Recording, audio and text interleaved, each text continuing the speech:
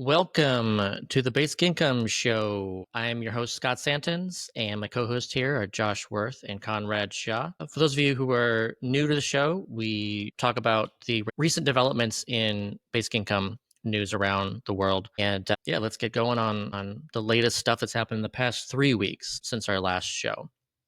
And the last show I just actually edited and uploaded as of yesterday. So if you didn't catch that one, go check that out.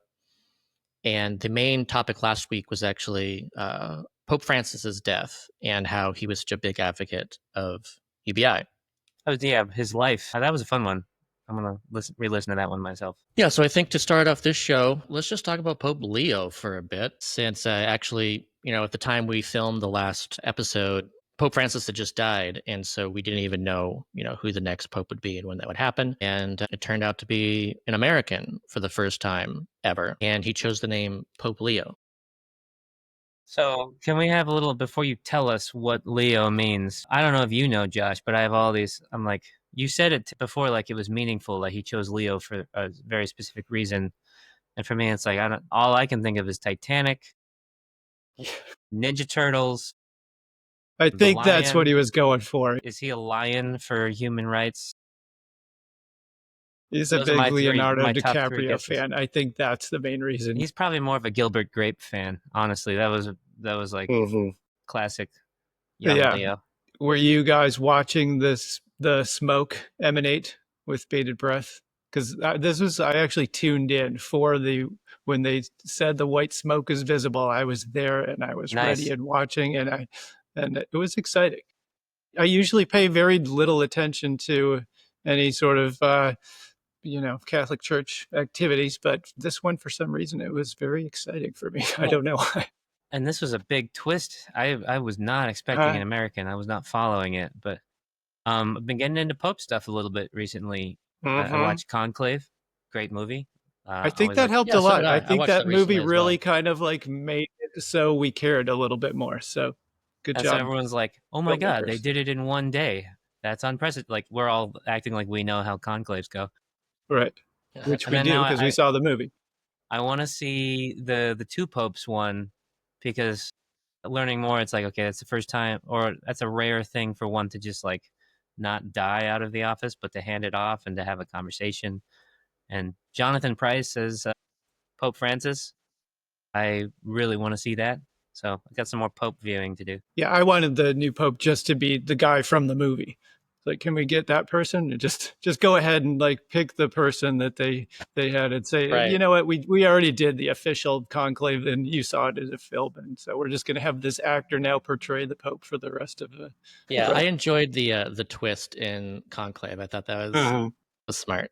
Right, and the writers will be his brain trust. So that the same, right, yeah. Like I'd be fine with that. Some of the ideas, I'm not a religious guy, and Catholicism in general has certain problems, but some of the ideas in it were really compelling to me. These ideas of uncertainty and humanity. So I recommend that film to people out there. Yeah, it was good. Okay, so let's just go to the new Pope actually explaining quickly why he chose his name and what he talked about. Like, this is the very first time as Pope addressing the cardinals. Francesco ne ha richiamato e attualizzato magistralmente I contenuti dell'esortazione apostolica Evangelii Gaudium, di cui voglio sottolineare alcune istanze fondamentali.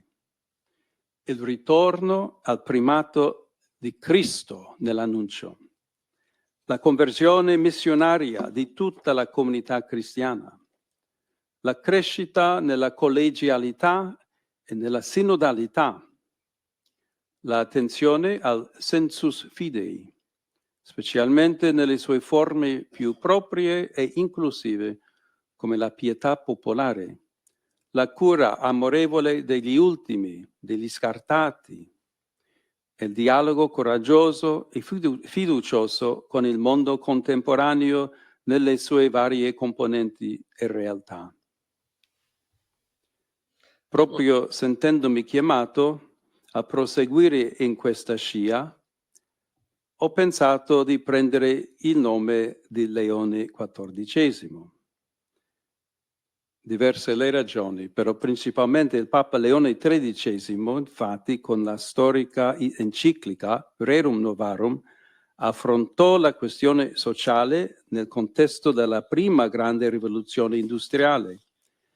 E oggi la Chiesa offre a tutti il suo patrimonio di dottrina sociale per rispondere a un'altra rivoluzione industriale e agli sviluppi dell'intelligenza artificiale, che comportano nuove sfide per la difesa della dignità umana, della giustizia e del lavoro. So yeah, so he chose his name in response to the previous pope by that name, who basically oversaw the first industrial revolution. So there's making sort of a comparison between the Industrial Revolution and the time that we're the same questions of human dignity and labor and all that, they are being called into question yet Right. again. A lot So, of yeah. those terms are floating around in general, the fourth industrial revolution or the digital revolution. Clearly, people are largely in agreement that we're going through a big change in our economy and we don't know what the hell it's going to look like on the other end. And so we need to be proactive. So this is saying to you, Scott, that this is kind of an indicator that his head's in the right place to continue the support for UBI. Yeah. So the previous pope by that name was really interested in workers' rights and unions and stuff back in then. And he also mentioned too about caring about the least of us. And so he's like continuing with Francis in that tradition, and at the same time also talking about AI and the impacts it's going to have on the labor force. And Pope Francis mentioned that too. So it just seems that at some point he will also endorse basic income. Who knows if it's going to be like a soon thing? I was actually kind of surprised that he just immediately started talking about AI. So maybe it will be kind of soon, but maybe, he'll wait till like Easter or something and kind of like do the same thing that the Pope did each Easter, which seemed to be mentioning the basic income then. I don't know. Well, it makes me Do you wonder. think the Pope? Sorry, do you think the Pope had help from ChatGPT for that speech? I mean, it's Yeah. a very weird picture to see, like the Pope sitting there, like writing it up and like having a little back and forth with his chat bot about whether Yeah. it's phrased properly. What's funny is like as soon as that name was announced, I actually turned to ChatGPT and asked like, why do you think that the new Pope went with Pope Leo? What do you think that potentially means? So like before there was any journalists and stuff talking about what that meant and him talking about what that meant, ChatGPT said what that meant. It actually seemed to be pretty accurate. It did mention about the previous like Pope Leo the 13th and Pope Leo the First and being like interested in workers and industrial revolution and stuff. So I don't know. I thought that was pretty good. Yeah, except we're going to see him walking down the street in a few weeks rocking his Leo Messi jersey, and we're going to know the real reason. I was really excited when the Pope was that was announced too, with him being from Chicago. So, my wife is from Chicago, and something I was introduced to via Chicago is something called Malort. It's a very like extremely bitter alcohol that you get that's made there in Chicago. It's like herbal, And right? It's like a sipper. it's become kind of like a meme in itself. So I was happy that day just seeing all like the Malort memes about like this could be the first pope that has tasted Malort. And I'm just picturing like Malort as the new holy water and like all the jokes about Chicago's like the first like deep dish pope and all that stuff. I don't know. I appreciated those jokes that day. So, but yeah, it's really, I didn't know what to expect because my whole life before Francis, I kind of saw the Catholic Church as like of a bygone era, and it was incredibly refreshing and surprising for him to come out so proactively for all these seemingly progressive things that I agreed with, and I was kind of expecting it to go back, like, okay, rein that shit in, like it makes me really curious what's going on what went on in the actual conclave or what's going on in the church. Like, is the culture of the church at high levels really changing? Were they like, yes, more of the same, yes, or like what were the political reasons, what were the cultural and philosophical reasons for picking this guy in so quickly? Like, was it mostly to send a message that we want someone on the inside in the US because we don't like what's going on there? Or yeah, Yeah, I don't know. It did seem kind of likely that someone said at some point that there wouldn't be an American pope until America went downhill and it was on the decline, and so that seems fitting. I think it's funny that Trump immediately took credit for this, and it's like, well, if you did, like, if it was because of you, it was because that you're doing horrible things. But why would that be an intuitive guess? Like that we wouldn't have a pope until we were on the decline. I would have like thought the opposite without thinking too Because much about it. the That logic was is a state, wasn't it? Somebody actually said that. yeah, the logic is that you don't want like basically all the power resting in the US. Like, you don't want the US being like on top of the world as like the preeminent superpower and then like also having the pope, so like you have to like balance that out. So it makes more sense to have like the pope in the US if the US is like no longer the global superpower that it was, and seems to be the case. I did a tweet the other day of like what's the over under of how long it's going to be until Trump refers to Pope Leo as a nasty, nasty man. And most of the comments were like, no, nasty, nasty is the adjective for women. So it would be something like Right. low energy Pope or like Yeah. conniving But Pope. that was really funny too, how like that his like the new pope hadn't tweeted anything for like 2 years until like months ago, and it was that tweet about Vance being wrong. So that was fun too, just to see like the response to like, oh, the the new pope doesn't really approve of JD Vance. Not a fan. It's funny to think of someone who's like just totally out of social media and everything, but someone is so wrong on Right. something that they're like, I have to say something. Yeah. And I guess the Cardinals were like, we really like how you burned JD Vance, so Yeah. We're going to make we you think Pope. we think you got Pope stuff. Sick burn, dude. All right, so the next thing I think would be good, it's just in response to this. This is Pete Buttigieg also talking about AI, and this framing I think is really good, and I think this is the framing that I've been pushing personally, and I think is like the winning framing. So the fact that Pete's talking about it, I think pretends that hopefully maybe this framing will pick up.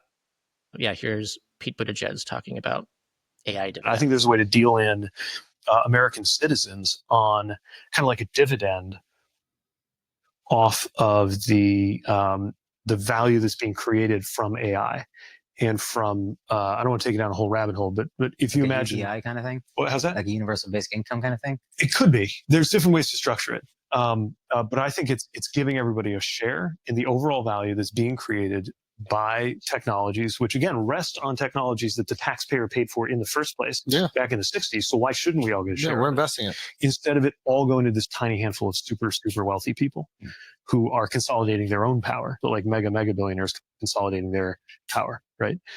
We have to have tax policy that does that. We have to have a system that requires people who amass that kind of wealth to be sharing it with citizens. Because again, I know there's this myth. Look, I have a lot of respect for entrepreneurs who create things, and they should be hugely rewarded when they create things that are valuable. But they created those things based partly on infrastructure that all of us paid for, right? And by infrastructure, I don't just mean roads and bridges. I mean national security. I mean things like inventing the internet or mRNA vaccine technology or whatever it is. But more broadly, and this is both on the substance and the politics, I think you're naming something that's hugely important, which is the inequality in this country. It doesn't get talked about enough. It has gotten worse pretty much our entire lives. Yeah, way to go, Pete. Yeah. Good job. Yeah, I'm trying to remember where he was in the debates with Andrew. I feel like generally when Andrew brought stuff up, everyone was pretty condescending about the idea of basic income. And I kind of remember Pete being like, yeah, that sounds nice and all, but, let's get real. It's good to see, like, it just reminds me of that sort of tired old, like, first they fight you, then they laugh at you, then they fight you, or whatever it is, then you win. Yeah. Where, like, I think Pete was ahead of the direct, like, he was more open to it than the others, but this is a good framing for a lot of people and for people who kind of think in more of a wonky way like Pete. But it's also a good framing for people who think in terms of just both moral fairness, but like sustainability and viability, like a real answer to where is his money coming from and why does that make sense and why is that just? It's like, yeah, we all own everything. And he brings up the infrastructure idea of like all the parts of the infrastructure that I would say don't just in part, make all these advances and innovations and businesses possible. It's like in majority part. And he brought up, a few like roads and military but there, I kind of think it would be interesting to like tease out a few more of the things people don't often think about as the infrastructure we all lean on.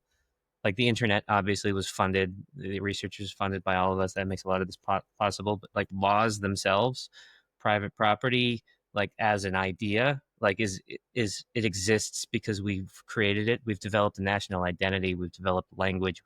All of these things. When you really dig deep enough and be like, oh yeah, if I just was born in the jungle, not around people or civilization, I'd be a trillion miles away, like progress wise from anything we're talking about. So it disabuses this idea of like just independently doing something yourself. So yeah, what Josh and Scott, what do you think? Like, what are some other things that are infrastructure that we owe to that people don't usually think of? Well, the Yeah, way I that mean, I sorry, go ahead, I Josh. picture just like the human infrastructure, like that there are people around us everywhere that are sort of together. We are kind of working to, we're serving each other, and we're all like kind of part of a larger collective. So that's how I see things. Like as far as like specifics, like that, like specifically like public things that are taken for granted. Yeah, I mean everything. There's pretty much all of the taxes we pay, you would think should go towards some sort of collective lifting of all of us.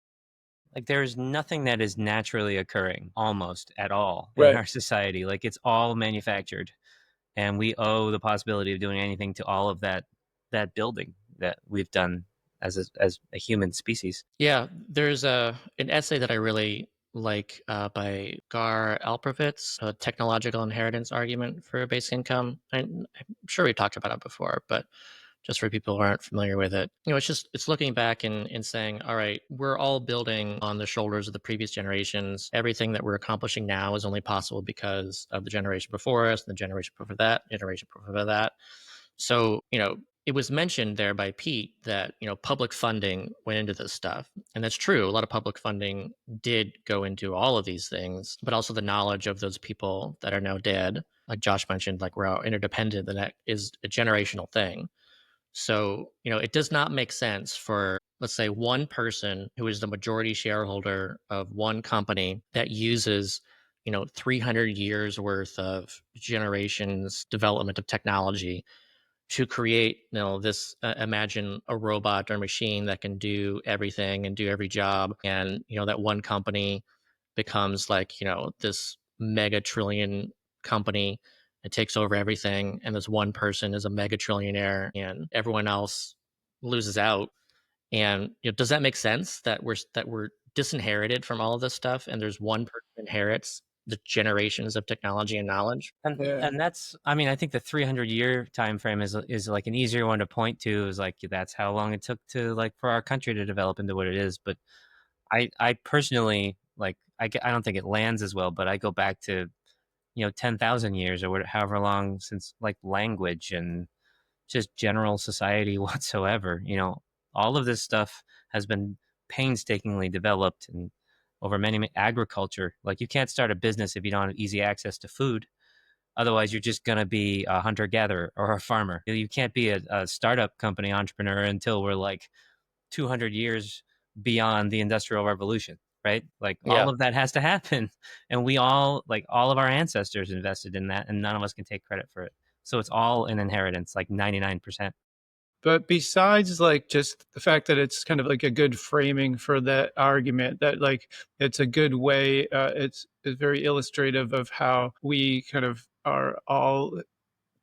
we've all contributed to this sort of wealth generating mechanism that's in the form of AI, right? Like besides that, like are you seeing like that there's some that a dividend needs to actually be tied to the value created by AI in some way? Does that argument sort of say, well, people that are actually making money from AI need to be contributing more in some way? Or is it just more of like a framing question in your head, Scott?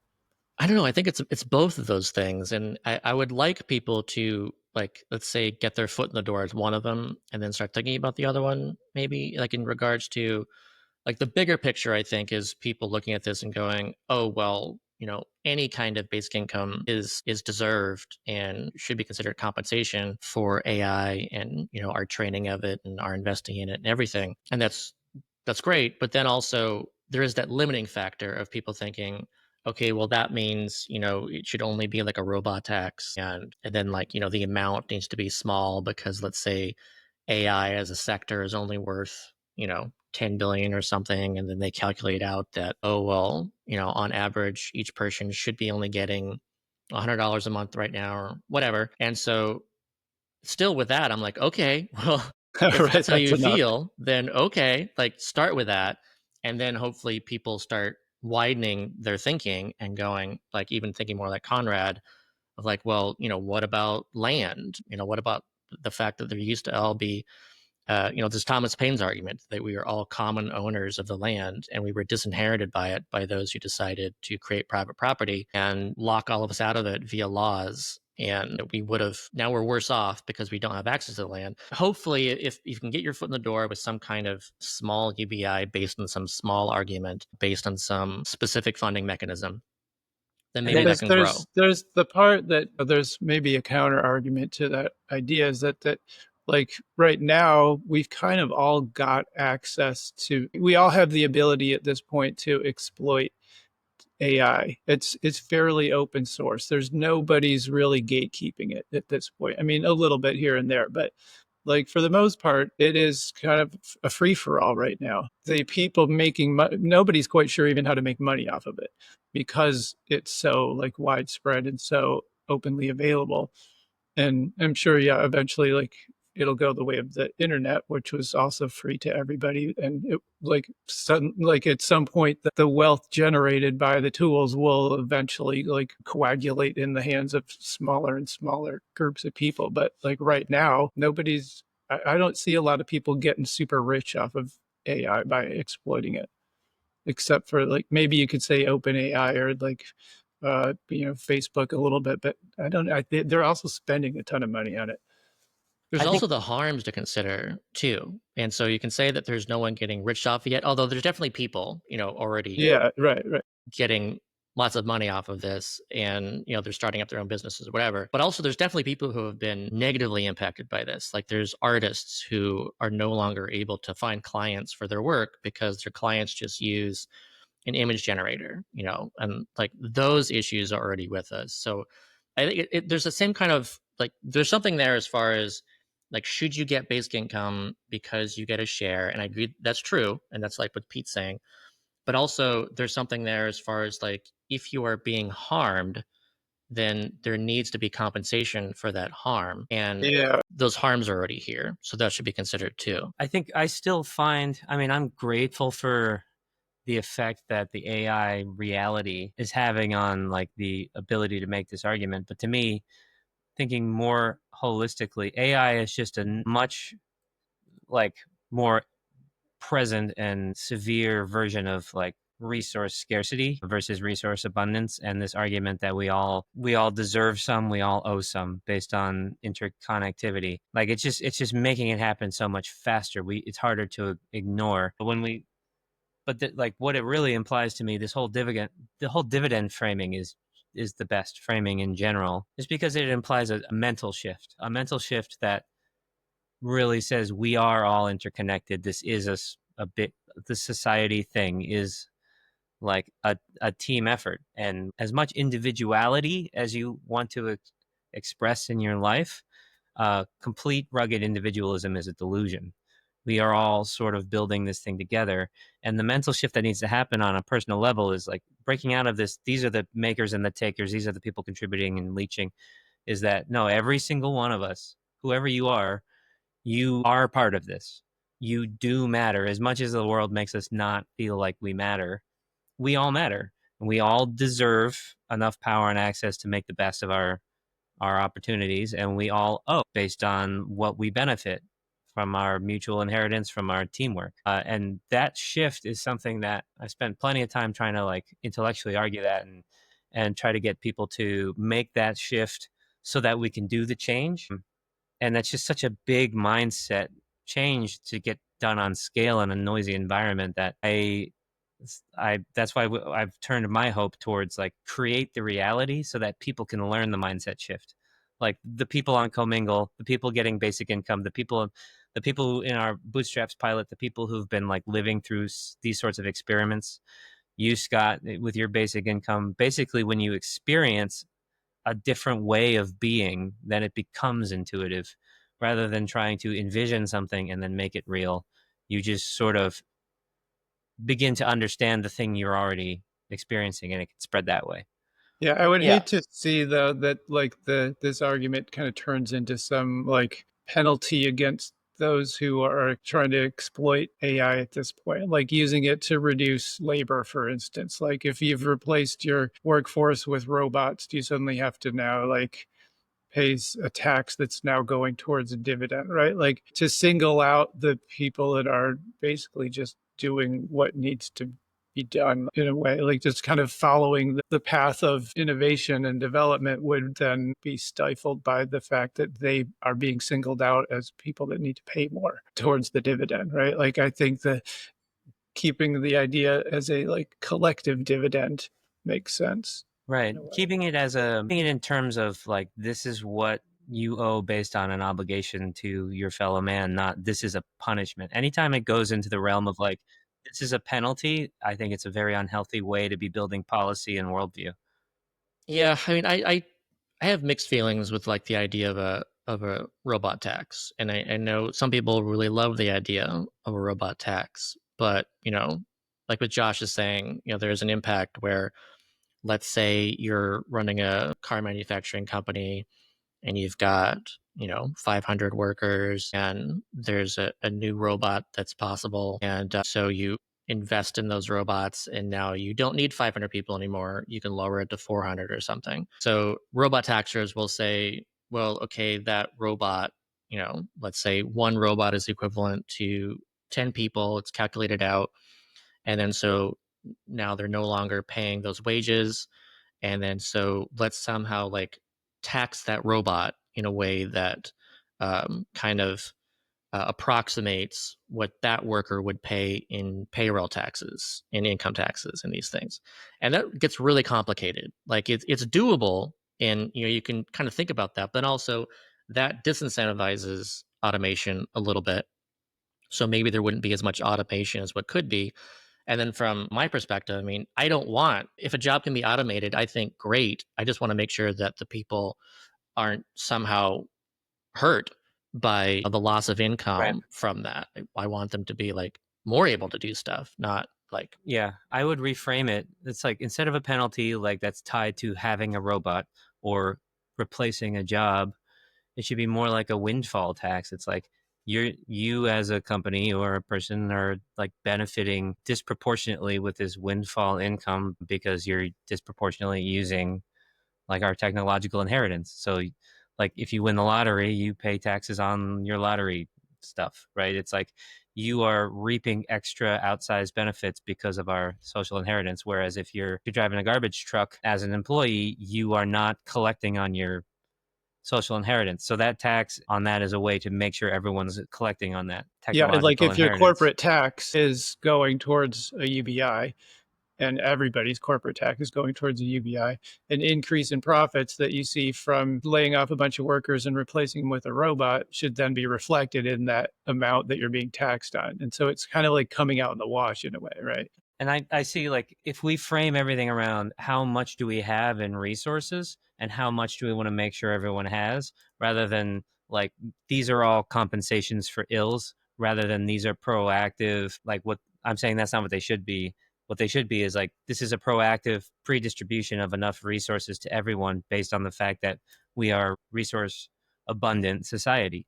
Like it doesn't have to be about penalizing someone.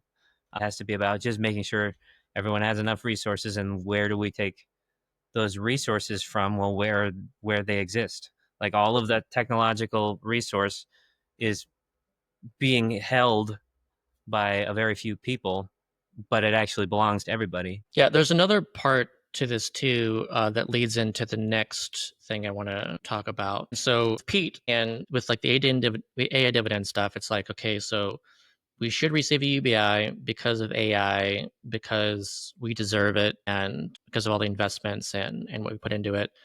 And then also, I mentioned that there's these harms that are being caused, and so we want to alleviate and compensate for those harms caused by technology. And there's another part of it, which is this next thing, which is about like how much better things could be. If we actually provided UBI to everyone as this kind of dividend, then people would be more free to do all kinds of stuff that they feel valuable.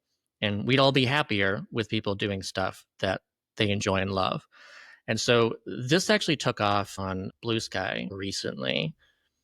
And I think really provides a good example of this. So let's see. Here's this post that went viral on Blue Sky. So this is from doordie.bsk.social. Okay, but for real, if you want to make a really good indie or AA games, the number one way is be financially comfortable via other means. Blueprints guy owned a popular website generating income. Toby Fox was a successful musician. Frankly, if they had a UBI, you'd get so many good games. And so this is in response actually to a new game release called Clair Obscur Expedition 33. And it just kind of came out of nowhere to be like a massive hit, potential game of the year kind of game. And it in itself is it's a good example of what basic income could do. So here's a little bit of the story of this game to give you an idea of what I mean here. So here's the title. This is a BBC article, Clair Obscur, How Passion Project Became 2025's Most Talked About Game. So this game was born out of the pandemic. The lead creator of it was working at Ubisoft at the time. It's funny, like on a side note, Ubisoft is something that I see a lot of because UBI, a lot of people will just refer to Ubisoft as Ubi and just UBI. So I'm always reading posts about It's popping Ubisoft up in your stuff. feed all the time. You're just like professionally trained to skip past Ubisoft in your Google alerts every morning or whatever. Yeah, so it's funny to me. Like usually those things don't really intersect, but this one, like Here they this is are. a true intersection of like Ubisoft and UBI. And so yeah, so the lead creator was just bored as their job at Ubisoft at this AAA game studio, cranking out kind of like factory games that he wasn't really passionate about. And he really loved Final Fantasy games, and so he wanted to do his own. And so you're in the middle of a pandemic, and he's like bored, and he has like a little bit more means to be able to do this. So he starts reaching out to people, and these other people also at the time, they're bored during the height of the pandemic, and they've also got a little bit more resources to time and resources, thanks to the stimulus that was done during that time and like the lockdowns and stuff. So he put together this crew of around 30 people. That was the core group, and spent the next 5 years building this game. So this game just came out, and people are just loving it. And so part of this discussion right now, because of this, is wouldn't it be amazing if like more of us could do this? How is it? Yeah. He was able to do this thanks to his like own like kind of passive income and stuff, and was able to do this. Yeah, and in what realms? Like this is games. It's a very big industry, very big creative outlet these days, growing and growing. It's same in film. It's same in music. It's same in literature. It's same in journalism. It's same in tech and innovation. It's same in mathematics. Like I think as a species, I know that sometimes you're impassioned and sometimes you're not. Sometimes you want to get by. Sometimes you want in self-care. Sometimes you're driven and impassioned and you have a big idea. I feel like in general, if people who are impassioned are allowed to pursue that passion, we become a much more successful and an impressive species. Like we should lean into when people have passion, and the idea of a passion project like that. Most people don't ever get to pursue passion projects beyond like having kids. Like that's the fallback. Like Yeah, that's my passion project. I would say maybe not. I would say like we only see the passion projects. The successful ones are the ones that have sort of had a little backing to them, where there was some freedom to, you know, spend extra time on it. But I think there was something in that in that article. It said that this was like an unusual approach to game development, which I think it's probably a little bit unusual, but I don't. I think the general pattern of just kind of like wanting to work on something, reaching out to see who else wants to help, if there's anybody else that's got some time to spend on it, like. I don't think that that's that strange. I think many creative projects work that way. Yeah, you just have to be able to do that. Like you can't Yeah. just want to do that. You've got to have Right. the resources. But I'm saying to it's do that. happening anyway. Like people are doing that Yeah, already. and so and like the people sharing those stories too were people that had happened to as Yeah. well. Like we know it happens to a degree, but we know that with UBI, more people would It be would able to go do that. crazy. Yeah. Like the potential for innovation is amazing. Financial security and risk tolerance is what turns a hobby into a passion. Like if you can't put the time Right. into it that your passion demands, then it's not really a passion project. It could be a passion project, but it's a hobby. I remember like doing indie films and things and trying to ask my buddies and plays and trying to ask my buddies from acting and whatever to come do it with me. You can't pay anybody anything. Everyone's volunteering. And so anytime you try to set up the film shoot or whatever, like 3 of the 8 people you were going to do it with are like, I just got a gig. I got to go take it. And it's like, I got to pay rent, or it's New York City. And like, if I think a lot about if I had graduated acting school with a UBI, just like me and my 3 buddies from class would have got, our UBI would have paid for our apartment, and we would have just made little films and plays and just like full time explored the passion to see like, is this going to be our thing? Is this going to be our life? Instead, you do it as a hobby for 10 hours a week on the side while you just kind of, your actual passion gets drained into your day job. And yeah, like the capabilities that are opening up with AI tools are now like kind of really reinforcing that like you could sit and you could probably come up with a decent film right now just using AI tools. Like the amount of money that it would take to create like a very valuable work of art would be, thousands of times less than it would have been 10 years ago. Like you're not having to pay effects houses. You're not having to pay for, massive production companies. Like, so the barrier to entry is low, but it's still, you still got to eat, right? You still got to, Yeah. and also you Right. got to wonder what's happening with people in those effects houses, right? Like they are now like wondering where their next check's going to come from. Yeah, I wanted to read some more of these comments about this, and this is people feeding off of it and sharing their own. And it's just, again, it just had so many people talking about basic income because of this and relating it to games and art and stuff. So here's a couple other things. So one, the top said, here to say that we couldn't exist without arts funding. Not only would 1000X resist not exist without arts funding, we as artists who practice for years trying to understand ourselves and our mediums don't exist without arts funding. Fund the arts, all of them, including games. So that's the creator of another game called 1000S Resist. And another one, Viv is 100% correct here. Your options are always one of 3. Do not make an indie game. Get funding, usually by making something that fits a very narrow and useless definition of safe, and subsequently losing agency over your production reality. And 3, have another income or means. Yeah, this is why Bootstraps we're going on 9 years, is because we wanted to make it what it is, and it took a very long time to get, and a lot of risk that we personally unwisely took on to get it to where it is without like compromising it. Yeah, you're definitely living, the Yeah. experience of an independent film project. So it But in does the dream, happen, but it's like unwise, and it makes sense that people don't usually do it. Yeah, there's Speaking no. of those 9 Go years, I ahead. just want to like there's my partner Dea, the director of Bootstraps. She loves to make a point that of all the resources that we talk about, the most precious and the most fundamental resource to the human experience is time.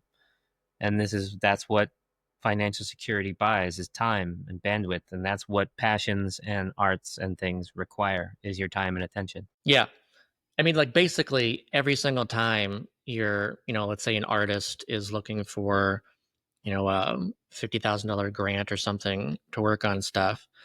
It's like you're not really paying for the work. What you're doing is saying, here's money so that you can live and pay your rent and pay your bills and be able to even do some fun stuff and stuff too. But now you don't have to do, this job that takes up your time. So yeah, you have that time, and that time you can fill with whatever it is that you most want to do. So yeah, it's that's what it all is. It all comes down to time and the freedom to fill it the way that you want to. And right now we're all being, well, for the most part, unless you're born into wealth and already have some kind of passive income or something, then you don't have that freedom to own your own time. Someone else owns it, and you have to do what they're paying you to do because they're controlling the resources. They own the property, they own the land, they own the wealth. So I hope people start to even see more of this as as a freedom thing to do great things instead of being limited by where they are now. There's a couple other responses too that I liked. There's a double A game I love to make with friends, but I don't want to make it badly enough to start a company and risk my family's financial security to do it. Yeah. What's Uh, AA stand for? And it's just a AAA? step down from that AAA game is like you're spending $200 million on So it's a a video scale. game. Yeah, and a studio full of hundreds and hundreds of people or whatever. Like those are your major game studios are making AAA games, and then your independent stuff is like double it. So the one having two kids and a mortgage is a big reason why I've stuck around in AAA so long. But I would love to just be able to create things without stressing about how I'm going to turn that into a viable income. It's funny that AAA rating, it kind of reminds me of the banking world and all of that too, where it's like AAA is the biggest, top, best, or whatever, but everyone's so dissatisfied with it. Like all the big budget movies and things too, where it's like I'm not creatively fulfilled. I know I could do much better stuff. It's like the highest esteem, like outwardly, but it's like the most um unfulfilling and uninteresting work to all the people doing it, and probably largely to a lot of the audience as well. It's like the safe stuff that isn't actually that inspiring. yeah, and there's something that they're kind of touching on here too. Is just like the effort it takes to monetize whatever passion project you're working on. Like if they're really interested in just working on a little game or making some game tools, like you still gotta figure out how to monetize that, and that is then like basically a different job. Right. That's now like figuring out how to make a business out of it.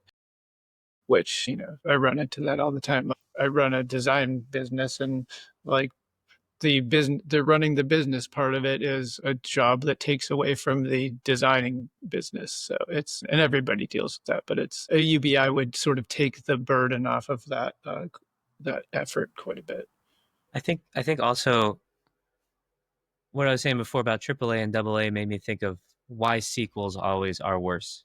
Is like you take a AA movie that or B movie or something, but that became a cult classic because it just had that spark of like no one's ever done anything quite like this. It's these new ideas. Like, sure, we have to forgive us a couple of silly things, but like we grew up with this, and then they're like, let's remake it with a bunch of Abercrombie models and a $200 million budget, and you just kind of sit there watching the great CGI explosions, and you're like, no, I Total Recall was way better when it was like the shitty claymation head exploding and all that stuff.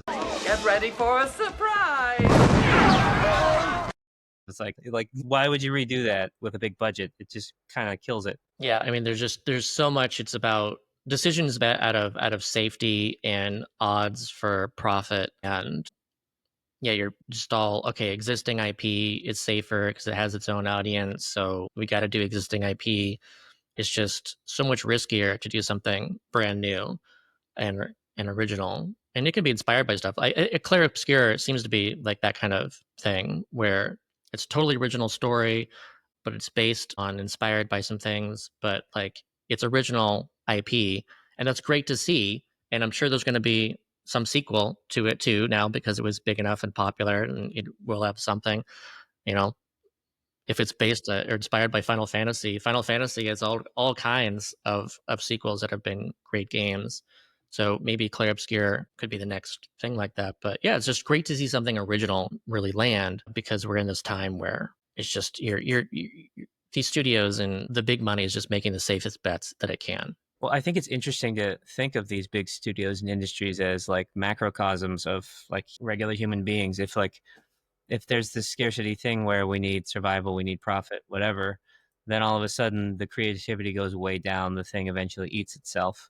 Like I remember the time when like Netflix was throwing bajillions of dollars at everything, throwing shit against the wall, being big and creative, and now they've retreated into safety and less interesting stuff. And like businesses and industries in general, because they're tied to the need for profit, lose their soul, obviously. And then when someone comes in with like a shitload of extra money doing it like a passion project, like Apple comes in and TV's not really their thing, and they start cranking out these amazing shows because they're just throwing a lot of money at creatives with wonky ideas, and all of a sudden everyone's inspired.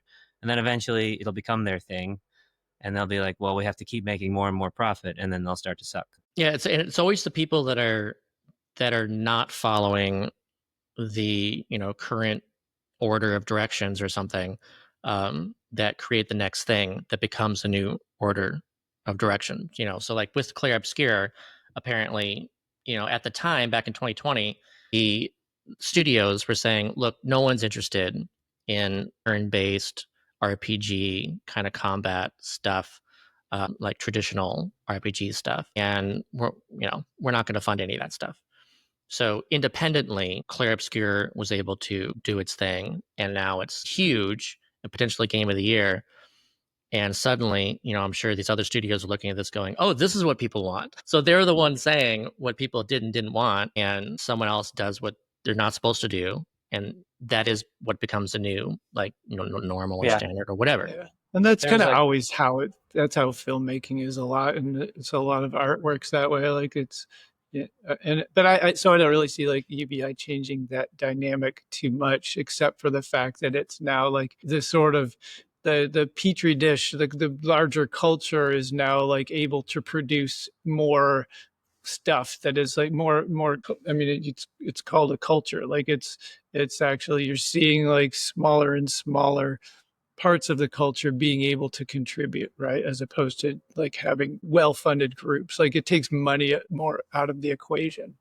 Yeah, and it's not only about like say how $1,000 per month would enable you to afford to do this, but it's the prevention of downside risk. Saying, I don't want this to fail, and then my family has to move out of our house. Yeah.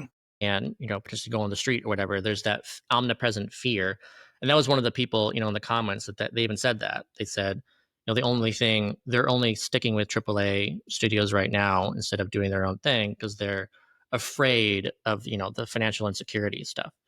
So it's not only it's the other side of it where if people are less afraid of doing these things, that's why entrepreneurship is boosted so much in basic income pilots. It's not just like that $1,000 per month can enable you to afford to start a business. It's that you're no longer afraid to start a business of what happens if it fails.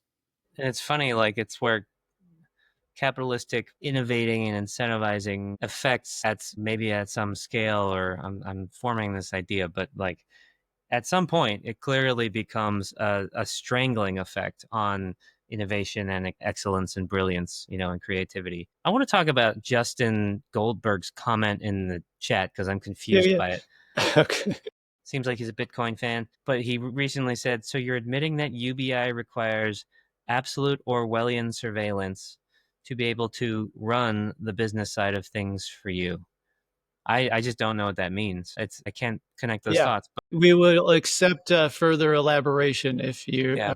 want to, Justin. But the Orwellian surveillance is the exact opposite. It's about not surveilling. It's about not controlling a population. It's about giving people a freedom. And it's trickier on the business side, like if we're comparing people and businesses, to understand like what it looks like to give businesses less of that scarcity. I don't know how you leap to Orwellian surveillance as like what that implies. Yeah, I don't know if he's responding to Josh, and Josh so. talking about how, like, having AI tools are like, makes someone more capable, more able to, be more productive and do more stuff. And maybe if you're anti AI or something, and you're saying that like the use of those tools is actually feeding into this information gathering, information eating apparatus, maybe that's what he's referring to. I don't know, but I don't like using Orwellian at all when it comes to UBI, except to stay the opposite. As in, you do have more power to say no, and you have more freedom to say yes. And the Orwellian situation is what we're in right now. Like, it's right now that's Orwellian. I often, when I'm talking to like more conservatives, like there's like parts of UBI to me that lessen the need for regulation on businesses as well. Like I share frustrations with like how hard it is to fire someone from a company, right? Because in this society, if you fire someone, then they're out on their ass and they have no food and their kids starve and they don't have health care. And so now it's incumbent upon businesses to be that last line of defense for their employees, which is not what businesses are supposed to be, like in a capitalistic and in the legal system we have. Like their number one job is profits, and they need, like, regulations need to be in place societally to make sure people are safe. But punting that responsibility for the safety of people onto the businesses has all these like perverse outcomes where it's like, now you can't fire people, and now you're paying 5 people to be around while one person does their job. And it's like, I would love to have like a more like, you have a contract with your employer, it's at will, like they keep you around as long as they want you, and they're not required to make sure you're safe for the rest of your life, and pensions and things. I feel like that kind of stuff, like basic safety and longevity, should be something that is taken on societally. Businesses can be free and more flexible, and the regulations on businesses can, you still want to prevent abuse and stuff, but you don't want to make them responsible for every facet of a person's life. They're just a business. Like that's a government's job. Yeah. Imagine how many people are working in an office or some job of any kind, surrounded by people and they're making the lives of their coworkers like miserable, or at least worse, because they don't want to be there, but then like the employer feels that they don't want to fire them or can't fire them. Like, what if they're an employer and like if an employee has cancer or something, and that firing them could be their death sentence because they lose their health care. So maybe you're keeping them on just for that reason.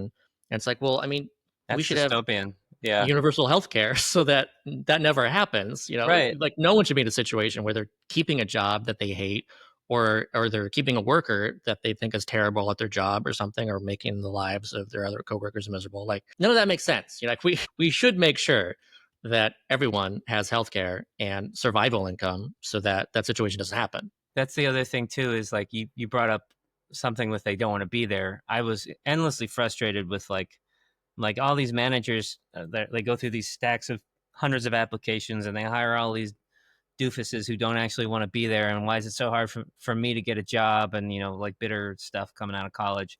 And I think fairly often about like, what if people were actually doing the things they wanted to do rather than the things to be safe? Like if I'm getting out of college as an engineer, is the competition pool cut in half because all the people who didn't actually want that job, myself included, it turned out in the end, like weren't like doing it because like, well, this is a way to get a pension at this company or something. Like that's it. Yeah, the incentives are all over the place, so you never quite know like why people are doing what they're doing or why they're working at a job. Like you often wonder like, why are you here? Like you appear to hate this job that you're doing, and like I'm talking to you on the phone, and you're supposed to be like providing me customer service, and right. Like this actually happened where like a customer service person was like complaining about their life to me company, and like I was like, I'm supposed to be complaining to you. Like, I'm telling you what a horrible company you're working for, and you're like just agreeing with me.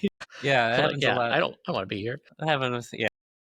One of my favorite observations from the German group, I think we may have talked about this before, but I just love how they hired on like an unconditional employee. Unconditional is in like the employee got the income regardless of whatever work that they did or if they showed up for work or anything like that. They were really like leaning into unconditional basic income, and they were saying like, let's just see what happens if someone actually, is really choosing to be at work, like because they want to and they're wanting to do the work. Michael Bohmeyer, the head of Mein like got into an argument with this employee, and they were just disagreeing on something, and the employee was like, like, "Man, I'm not going to show up to work tomorrow," And it was like, and Michael was kind of like hurt by that, and was worried that she wasn't going to show up to work. And then she did show up to work, the next day. And Michael was so surprised that like his reaction to that was like, it makes me feel so good that you were voluntarily here. You're choosing to be here to do this work, even though, like we may have our disagreements or whatever, but like suddenly he as an employer felt like the benefit of the voluntary side. So like we're always talking about how great it would be to voluntarily choose to work for someone, but we like hardly ever think about what that would feel like for the boss to be surrounded by people who are choosing to be there. And so just imagine how much better that work environment is for everybody, since everyone is choosing to be there, including even the employer themselves going like, I love that all my workers are here because they want to be here. Yeah. Like, All right. instead of all these top down, like we're a family and like all this corporate Right. language and all this stuff where it's like coping mechanisms or masks for us all to ignore the like dystopian realities, or like how progressives and lefties like double down so hard on like like this again punitive mentality of like these companies have to be shamed and punished for doing the things that actually they have to do, or they'll go out of business in the competitive landscape, right? It's like a cognitive dissonance of the reality of the situation, where if everyone can be there voluntarily, then it can develop as like a real family. Like these are people who are choosing to do this work with each other because they care about the work, they like the people they're around, they don't absolutely fucking need it. So all of a sudden, there's like a health to the ecosystem, like a mental health to the ecosystem, and it's founded on something other than desperation. I do like this idea of like companies just like you just pay salary. You just like you can imagine like a science fiction world where it's like a company is really just a place that issues paychecks to a certain number of people, right? Like, and you hope that those people come in and help you make money to pay them, right? Like, that's a weird idea. Yeah, you're hoping that everyone's involved in somehow. I guess it kind of is connected again last week when we were talking about Mike Rowe and like the ownership kind of mentality of what if every worker was an owner, like a co-owner. Yeah. And so yeah, it's the same kind of thing where if you want to be there, then it's going to be a different environment. It is really fun to be starting a company with Josh because he has these kooky ideas where he's like, what if we just randomly paid a bunch of people and like wondered if they would show up and work for us? Like, let's try it out. That's kind of like it like the whole concept of UBI kind of invites all those ideas. So you're like, why are we thinking about, like, we're really stuck in capitalistic ways of thinking about competition and stuff. So like, yeah.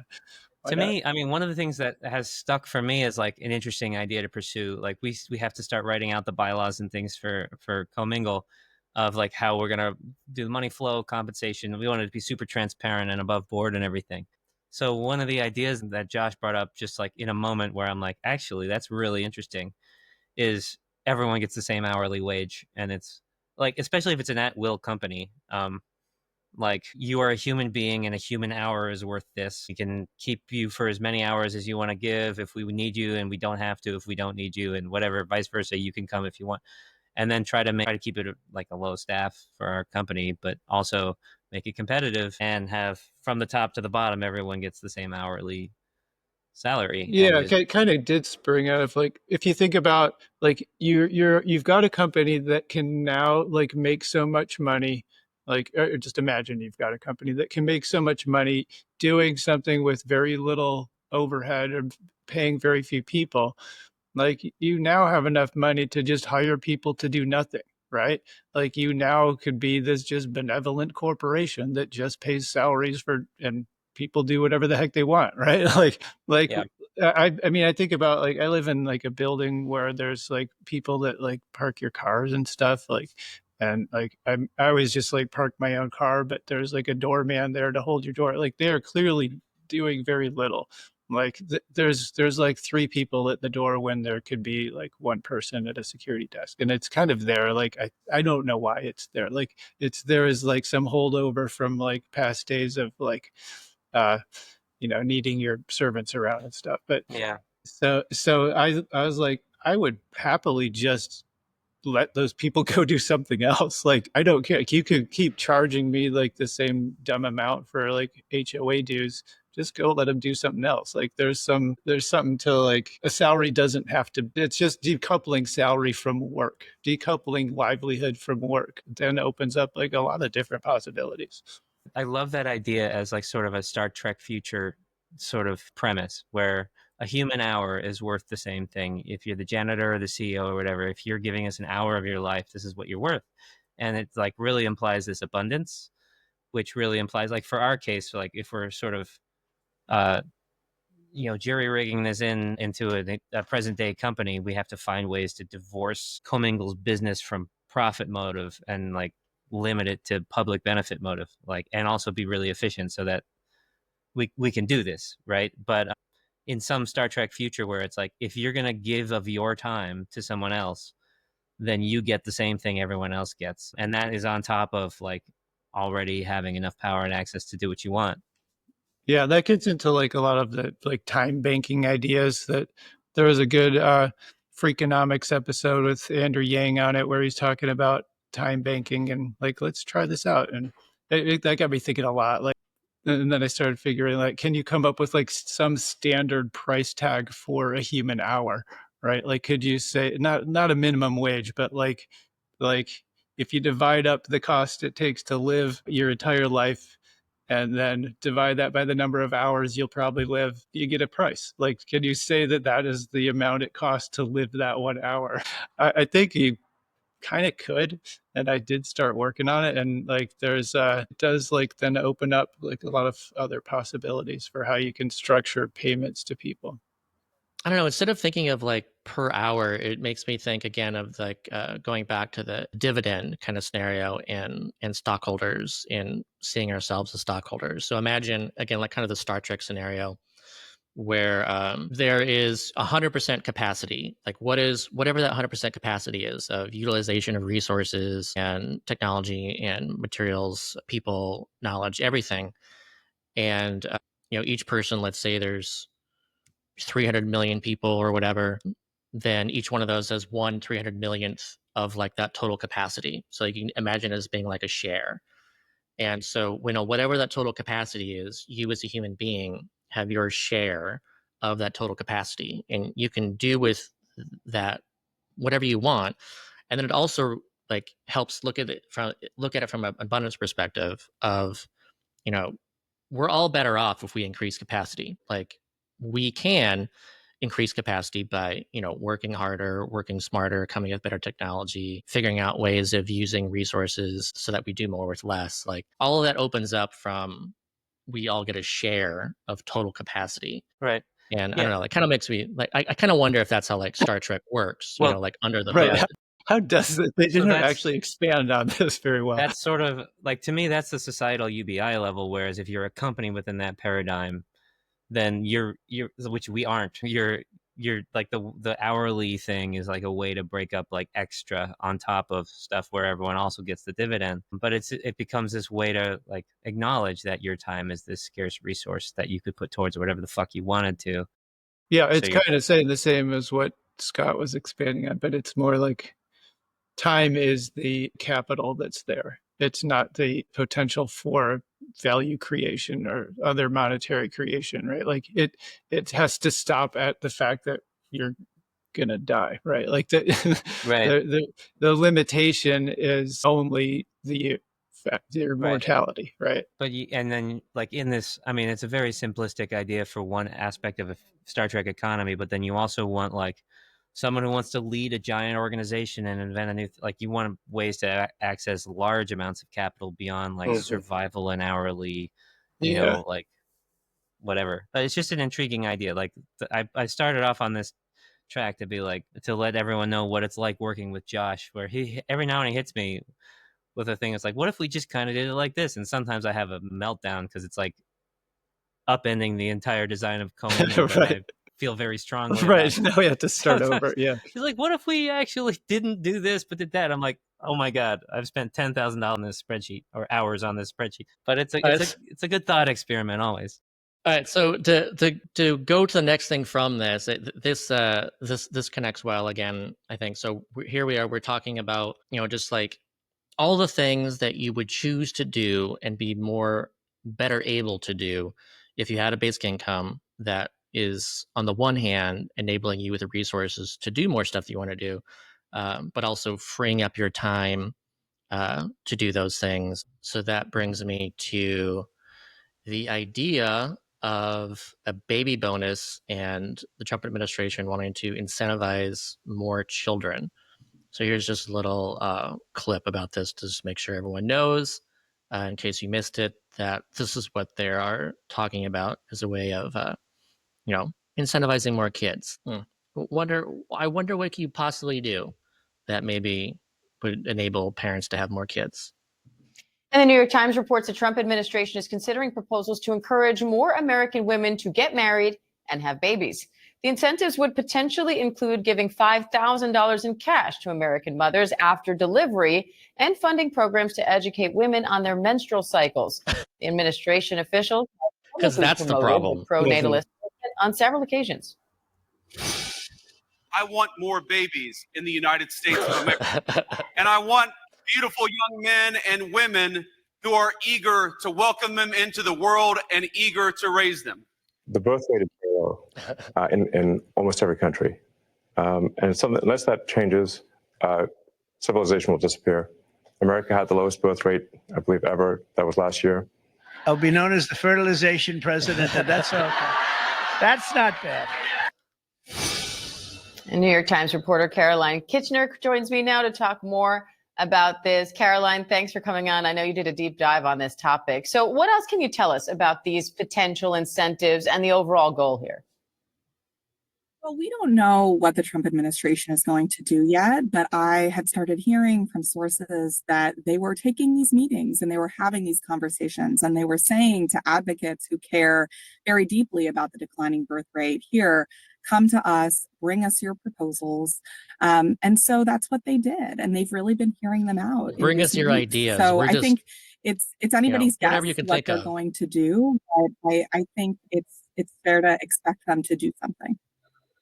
As we're talking about this, the national birth rate has declined since 2007. Last year, the CDC reported birth rates are at a historic low. So why are Americans having fewer children, and why is that so significant?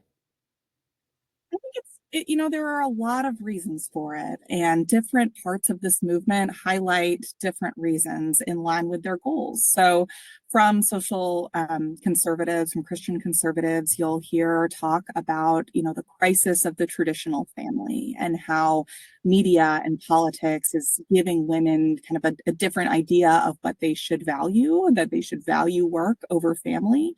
You hear them talk a lot about how people are having babies later, getting married later, or not getting married at all. And that's a really big concern for a lot of people that are very close to President Trump and this administration. You say the desire to increase funds to help mothers and babies could collide with other administration priorities. What do you mean by that?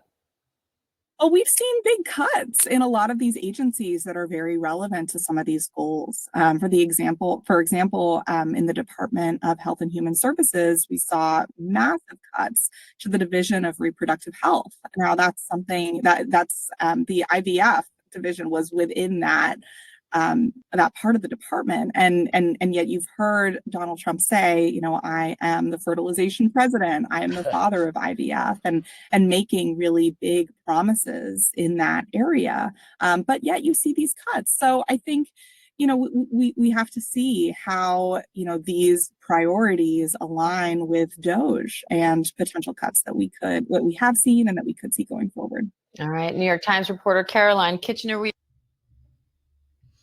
Yeah, So I love there's how a lot the response to this is to common. unpack there. Yeah. You think Yeah. working with me is weird, me coming up with weird ideas. Imagine working with. They didn't mention it, but one of the ideas too is medals, you know, to moms who have more than, I think it's like 3 like kids the or 5 elements, kids like or something like that. It's a tin very, and like, this is what copper. Nazis did too, by the way. Like, they Yeah, did no, it's medals for, weirdly close. Like they don't specify, but you do kind of get the message that they're only talking about white babies. Like you kind of feel like, right. There's something that they want and don't want. yeah, Especially JD Vance is what he's thinking about. We need to have more babies. But yeah, I love how the reaction to that is just like, you know, it's universally common sense of like, you want us to have more kids? Well, gee, like make it more affordable for us to actually be able to do that. You know, the cost of food needs to be down, or, you know, we need to earn more from our jobs, or, you know, you need to have more tax credits just in general, especially for, you know, the child tax credit is helpful. We need to be able to There's have just like kids younger. housing needs to be cheaper. Yeah. School shouldn't be so expensive so that you've got these massive loans, you know, like there's a lot of economic stuff that goes into, you know, having a kid. And if you're worried that you don't have the ability to afford a kid, you're not going to take that risk. Day and I waited a lot longer because we were going through our projects and taking on these big risks, and now we're trying when we're older. So like we didn't have enough money before to try, and we put it off, and then it becomes way more expensive when it turns out you need help, and all of these things like that becomes an enormous barrier, like the intervention type stuff, the IVF type stuff. It's but just why does like, it like the $5,000 for a new baby is like, yeah, good idea, right? Like why is it that that they're coming up with like they're like accidentally stumbling on good policies for the wrong reasons, right? That's Like exactly the sort of policy too that they're like.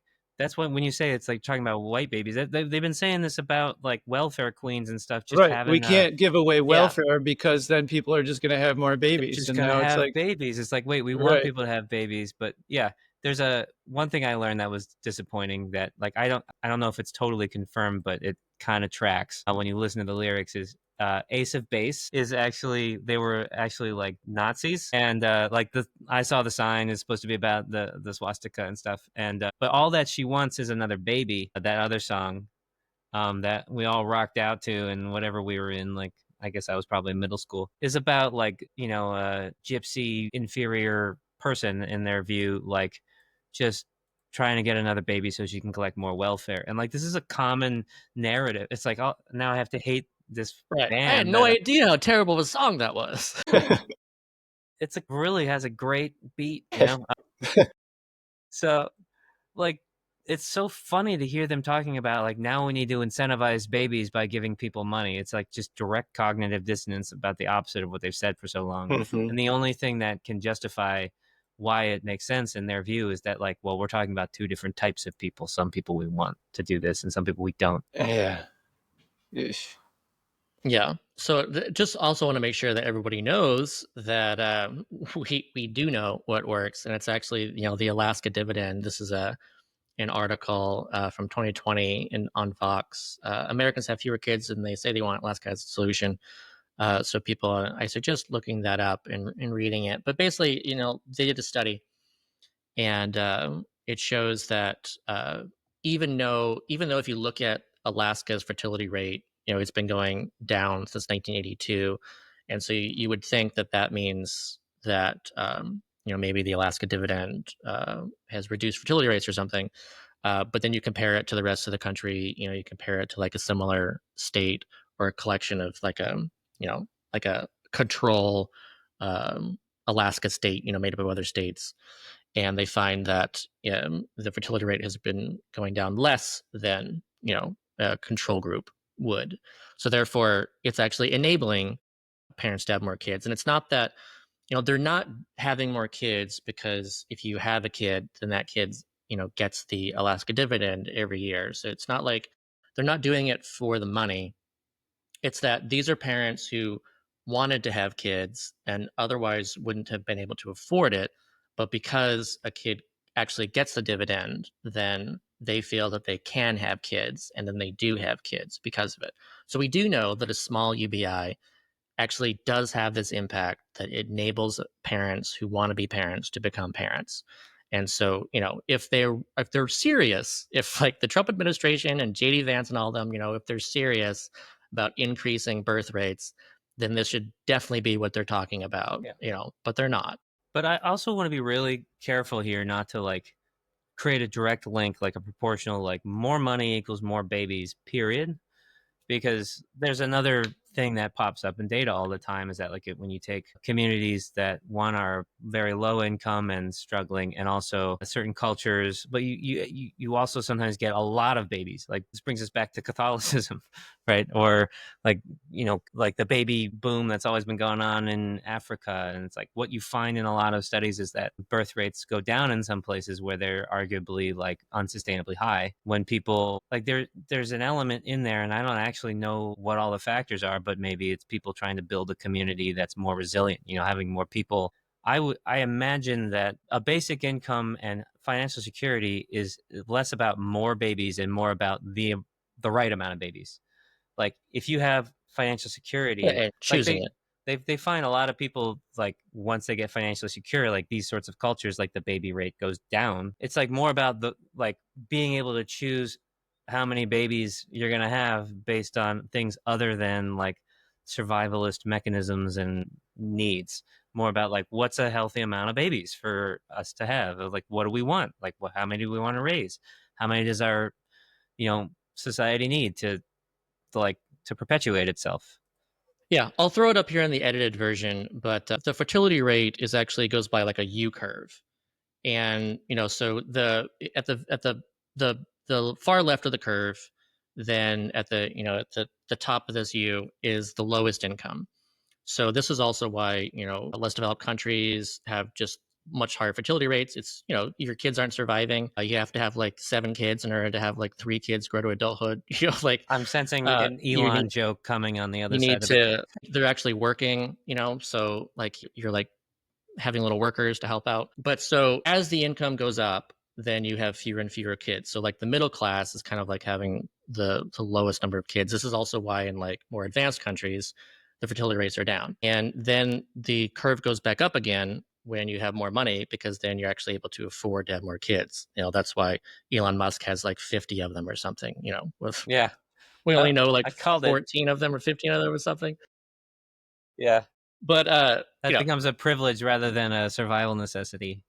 Yeah. So I think that you adjust the curve a little bit with basic income. So, you're not as poor anymore. So then, you're having access to more resources. Maybe you're less likely at the low end to have kids, but also you're uplifting the middle class who do not have the finances to have kids. Oh, yeah. And where does that curve like go up too high? Where is the right end of the curve exist for like the the wannabe Genghis Khans in the world, like trying to just But again, so there is the difference between if you can have all the money in the world and choose not to have a kid, so there, all we want to make sure to do for those who really are focused on this subject, like if you think like Elon does that this is a civilizational imperative, then you should want to make sure that not a single parent or single would-be parent is deciding not to have a kid because they can't afford it. You have to make sure that everyone who wants to be able to have a kid can afford it. And then that's how you like maximize the fertility rate such that that's like voluntary, like you don't want to do it where you're paying like $1 million for a kid, and then like parents are having kids that they don't even want just because they want to get rich because they need $5,000. Really? Yeah, like, so it's like that's how are we going to pay rent? So much more well, than let's that, just though, have another baby, right? So that's why you need in order to raise a kid, it's like $250,000 on average to go from 0 to 18 in the US. So, if you're gonna financially incentivize this to the point where you can actually profit off of like having kids, then you've got to offer like $500,000 or something per kid, or like $1 million per kid, and that's like that's crazy to do that. Or you could do like the forced stuff, which you could do seems it to be over what they're time in doing. the form of universal health care and UBI. That's effectively what you're doing, is like saving them Right. all these costs. Like that's the real solution. Universal basic income and universal health care. Like that is how you actually do this in an optimal way. To get back a little to my personal stuff, like we are trying now without these expensive mechanisms, and we still wouldn't have been able to try if we hadn't been in like a sort of morbidly privileged situation of Daya's father died, and we're using the insurance benefit to pay for the thing. Most people don't have someone to come in and cover IVF. IVF is tens of thousands of dollars, and most people there's not even a prayer of that. And then if you raise the money to do it once, that's like 20 grand or whatever. And if it doesn't work, it's got like a 35% odds of success. Then you're like, do we try again? Is it going to not work 3 times? Like now you're like gambling money you don't have, rolling the dice on a baby's, and every single moment of it is infused with just sort of like terror and hope. And it's just this really, you go to these IVF places, and the language on the pamphlets and the way that they talk to you is like very, you can tell they deal with people who are very traumatized by the whole situation.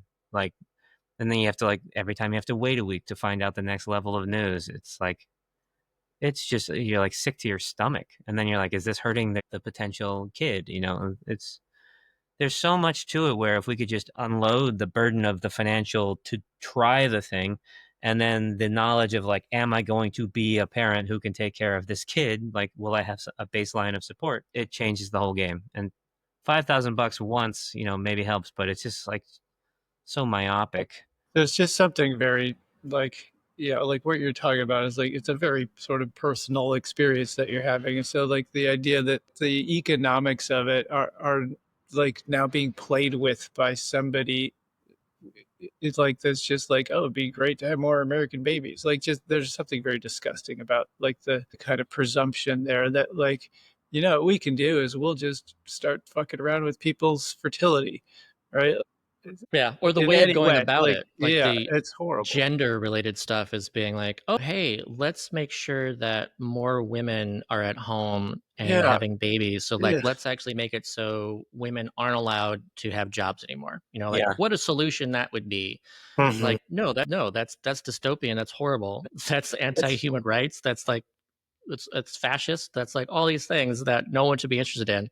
But I guess it's certainly a kind of like solution. it's maybe like a good thing to explore of like, what is the difference between like a child tax credit and what they're talking about? Like one seems like kind of reasonable and a good idea, and this sounds gross, right? Like, is it just because of who's talking about it? Like, I don't think so. I think there's something that's more part of to it. Yeah, and the framing. So, like, we talked about this before, like during the campaign, and like, so I didn't like how Kamala Harris spoke about the $6,000 child tax credit that she was offering, in that was only for the first year. That was basically a baby bonus. So she was saying that that was even after, that was in response to Vance saying that they were going to do $5,000. So like she saw that and said, "Oh well, we're going to pay $6,000 instead of $5,000. Right. Yeah. That's going to be what you get for having a kid, and then you also get the tax credit." But she actually never really talked about that. She was only really talking about that first year $6,000 instead of talking about the monthly $300 per month. And that's what she should have been talking about more, and certainly frames it better. It's saying we're going to help afford a child from 0 to 18, and not just saying big number for baby. Like, yeah, in both cases it's a similar idea that is some money that helps, and like on the surface it does something but not enough. There's definitely an aspect of like just odious presentation. Like anyone who calls himself the king of anything, much less the king of fertilization, it's just the ickiest phrase I've ever heard. It's like it's like makes me not want and to also have a kid. It's so expensive to, the birthing process. How it's like what, $25,000 or $30,000 is like kind of average for costs of having a kid in the hospital kind of thing, and how many people that Medicaid makes that possible for. Right. So $5,000 for us. I mean, I wouldn't turn it down. It would pay for essentially like 3 months of our healthcare premium, essentially, and then we still have all the copays and everything on top of it, and a lot of other expenses for just going through the medical side of the process, and then the other tens of thousands of dollars that had to go into our case into the IVF, and then there's all of the raising of the baby and the support and everything. I mean, Yeah, like it's not enough if to you get me to put be that like, money like in terms of just some kind of offset for medical costs, that Yeah, it's like a coupon, like you yeah. save a little bit of money.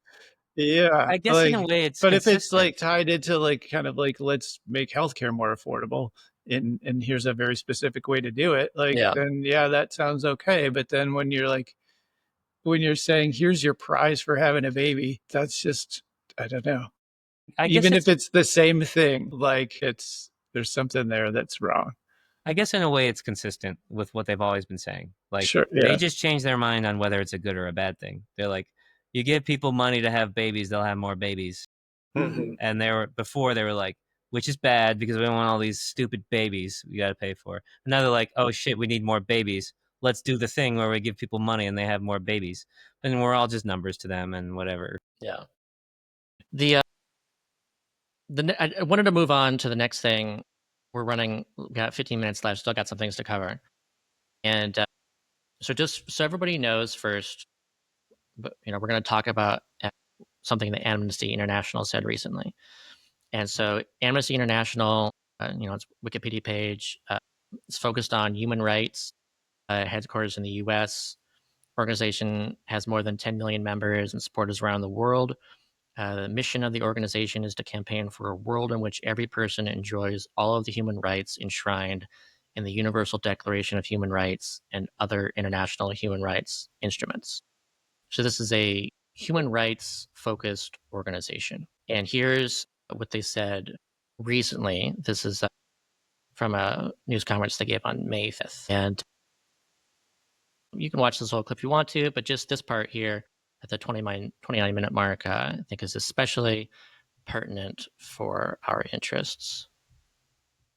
We are absolutely convinced that the social and economic divisions and chaos that could come with artificial intelligence, with the restructuring of the global economic system, must be a priority for all governments.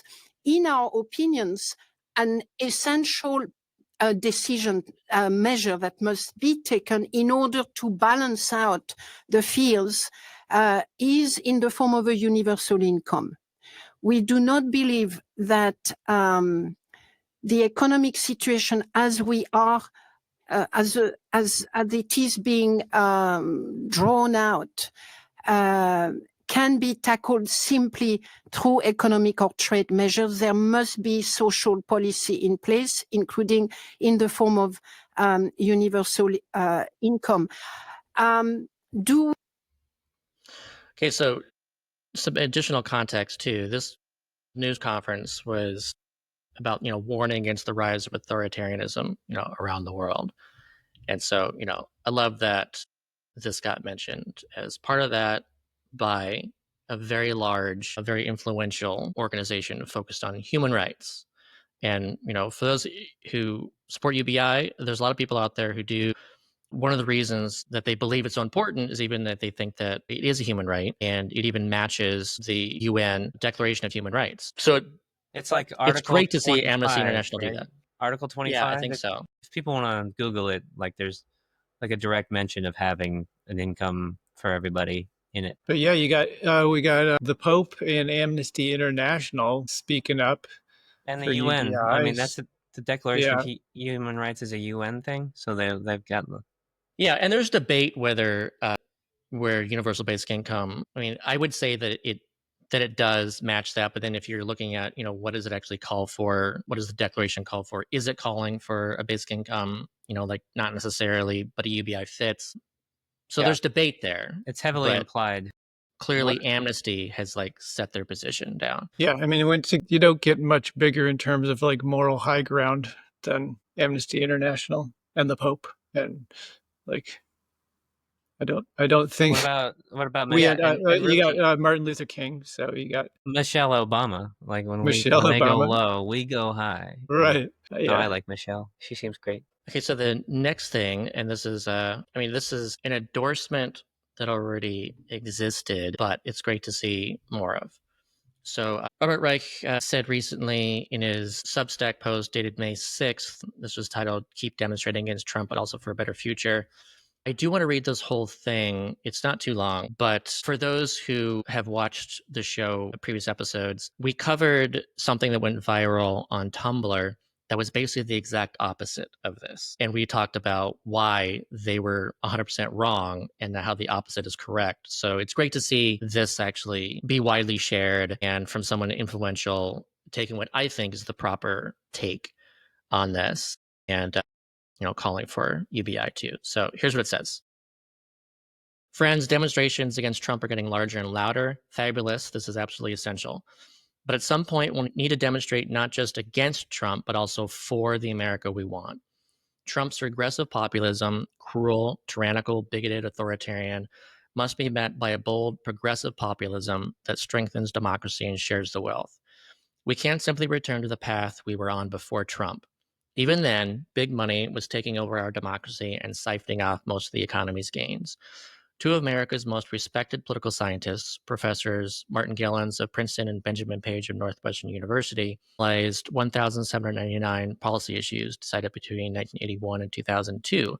They found that the preferences of the average American appeared to have only a minuscule, near zero, statistically non-significant impact upon public policy. Instead, lawmakers responded to the demands of wealthy individuals, typically corporate executives and Wall Street moguls and big corporations, those with the most lobbying prowess and deepest pockets to bankroll campaigns. And when a majority of citizens disagrees with economic elites or with organized interests, they generally lose. Notably, Gillens and Page's research data was gathered before the Supreme Court opened the floodgates to big money and Citizens United. After that, the voices of typical Americans were entirely drowned. In the election cycle of 2016, which first delivered the White House to Trump, the richest 1/100th of 1% of Americans accounted for a record-breaking 40% of all campaign donations. By contrast, in 1980, the top 0.01% accounted for only 15% of all contributions. The direction we were heading was unsustainable. Even before Trump's first regime, trust in every major institution of society was plummeting, including Congress, the courts, corporations, Wall Street, universities, the legal establishment, and the media. The entire system seemed rigged for the benefit of the establishment, and in many ways, it was. The typical family's inflation-adjusted income had barely risen for decades. Most of the economy's gains had gone to the top. Wall Street got bailed out when its gambling addiction caused its enormous losses, but homeowners who were underwater did not. Nor did people who lost their jobs and savings. Not a single top Wall Street executive went to jail. A populist, anti-establishment revolution was inevitable, but it didn't have to be a tyrannical one. It didn't have to be regressive populism. Instead of putting the blame where it belonged, on big corporations, Wall Street, and the billionaire class, Trump has blamed immigrants, the deep state, socialists, coastal elites, transgender people, DEI, and woke. How has Trump gotten away with this while giving the super rich large tax benefits and regulatory relief, and surrounding himself, especially in the second term, with a record number of billionaires, including the richest person in the world? Largely because Democrats, with a notable exception of Bernie Sanders, who isn't even a Democrat, AOC, and a handful of others could not and still cannot bring themselves to enunciate a progressive version of populism that puts the blame squarely where it belongs. Too many have been eating from the same campaign buffet as the Republicans and dare not criticize the hands that feed them. This has left Trump's regressive populism the only version of anti-establishment politics available to Americans. It's a tragedy. Anti-establishment fury remains at the heart of our politics, and for good reason. What would progressive populism entail? Strengthening democracy by busting up big corporations, stopping Wall Street's gambling, e.g. replicating the Glass-Steagall Act, getting big money out of politics, even if this requires amending the Constitution, requiring big corporations to share their profits with their average workers, strengthening unions, and raising taxes on the super wealthy to finance a universal basic income, Medicare for all, and paid family leave. Hopefully, demonstrations against Trump's regressive, tyrannical populism will continue to grow, but we must also be demonstrating for a better future beyond Trump, one that strengthens democracy and works on behalf of all Americans rather than a privileged few. And then he followed that up the next week with this, another Substack blog, Trump's huge tariff hoax. And I'll just go down to the bottom for this one. And he said, he was talking about, tariffs and jobs and stuff. So even if it were possible to restore manufacturing and mining to America, even if we stopped foreign trade and forced American consumers to pay enormous sums for stuff made here, even if we filled the atmosphere with carbon, even if we prevented new technologies, including artificial intelligence, from replacing manufacturing workers and miners, the American working class would be no better off if their pay is still in the cellar. A return of manufacturing and mining jobs won't make Americans great again. Good paying jobs will. The easiest and best ways to raise the pay of working class Americans are to 1. Strengthen unions, 2. Raise the minimum wage, which hasn't been increased since 2009, 3. Expand the earned income tax credit, a wage subsidy for lower income workers, and 4. Institute a universal basic income. Will Trump do any things? No chance in hell. So he's kind of got those out of order. Yeah, a couple big takeaways for me. One, if you can find it, I saw in a presentation there, and I just know it's a chart that's floating around, like one of those studies. That's probably from one of the ones you mentioned, where there's a chart of like the likelihood of a piece of legislation happening on the y-axis, and on the x-axis, it's the percentage of the population that wants it to happen, and it's a flat. Yeah. It's a flat line. Yeah, that was what was referred to, and that was the Gillens and Page study. It's at 30%. Like if 0 people want it, there's a 30% chance it'll happen. If 100% people want it, it's 30% chance it'll happen, and it's flat the whole way across. Like we don't fucking matter at all. Like, so it's not very democratic.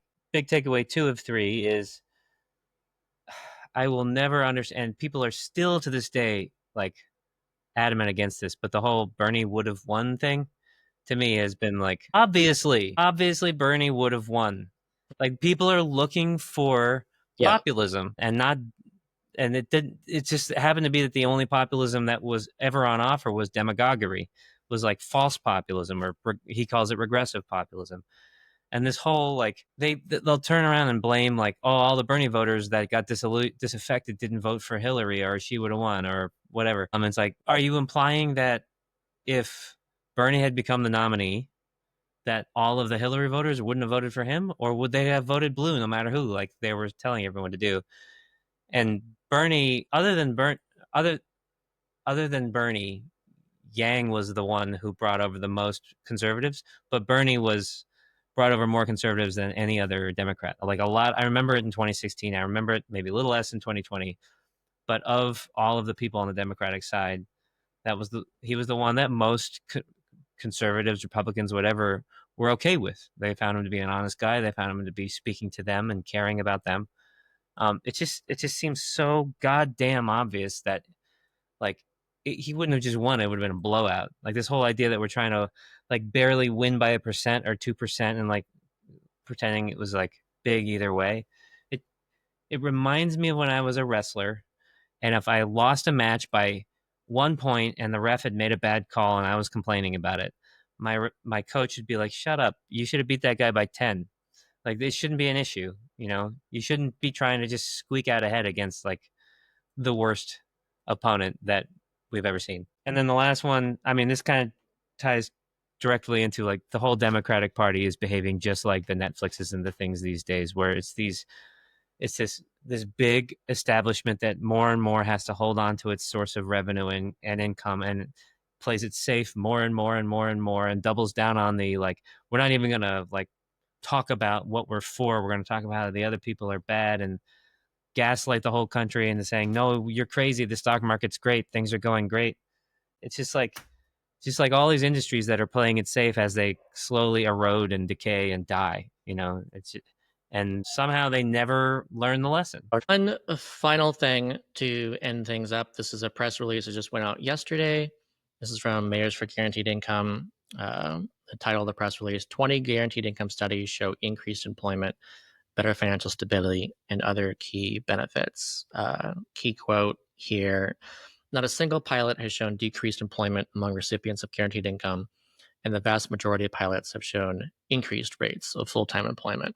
Considering how many people think that people will get lazy and work less if they have a basic income floor underneath them. Really, I mean, how many more do you need to see of this? And we've talked about the details of this, and, like the Sam Altman pilot showed a small decrease in employment. It's not one of their pilots. It's a fair criticism to say, oh, well, they're saying that 20 pilots show increased employment and nothing has shown decreased, but Sam Altman's pilots show decrease. And it's like, it was very small. And if you go into the details, you see why that was, and that's not a bad thing.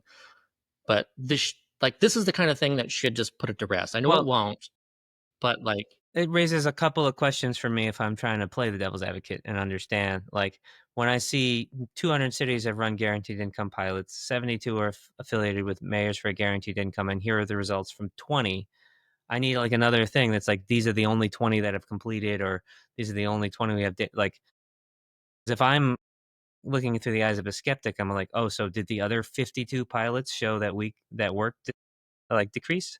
Like, that has to be addressed somewhere, or else it can get dismissed. Yeah, you're thinking these are like cherry picked or something. Yeah. Right.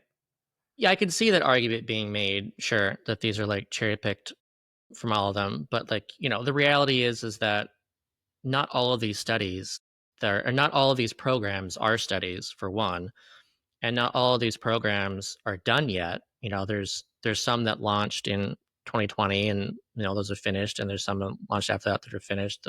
So there's like a small percentage of all of them that are actually completed and that did have research and data done, and that the researchers did have the time since then to create and publish these results. And so shrinks it down to a smaller number. Is that like elucidated in the article, or is that just something like that's if there was a I just know that to that effect in this article, then I would be like, cool. No, this is just a press release. Yeah. So, but at the very least, you could say that the argument that if you wanted to say every time you do a basic income program, people will stop working, like you can look at 20 of these that don't. So even if the other ones do, your argument still doesn't hold water. Yeah. And again, we already had a meta-analysis before this even started. We already have decades of data and all of these pilots, and it all shows, if you look at all of them, the exact same thing. It disproves the opposite. If they just put it like, this is just a complaint I have in an ongoing way about the way we release data, like trying to say like we have fully answered all of the possible questions about everything, but then like leaving out like addressing certain things. Like, that's kind of why I'm excited about the UBI data project. That like, if it's a holistic, this is all the data that we have access to thing, then it's delivered more scientifically than kind of hand wavy. Like, it's trying to be bigger than maybe it is. Yeah. And there's fair criticisms to make about this stuff, saying, oh, well, most of these pilots are like a year long, so people are going to behave differently, and like those are fair. But again, if you look at everything, if you look at all the pilots, no matter how long they are, like everything, then the data is clear about this like not being something to be worried about. And I think it's good. More of this, better. But good news to end on. I think just as a general as practices for the movement, it's like when you release information, don't underinform to try to like convince people more. Anytime you're kind of like maybe tricking people a little to think something harder, you should step back and just give more information.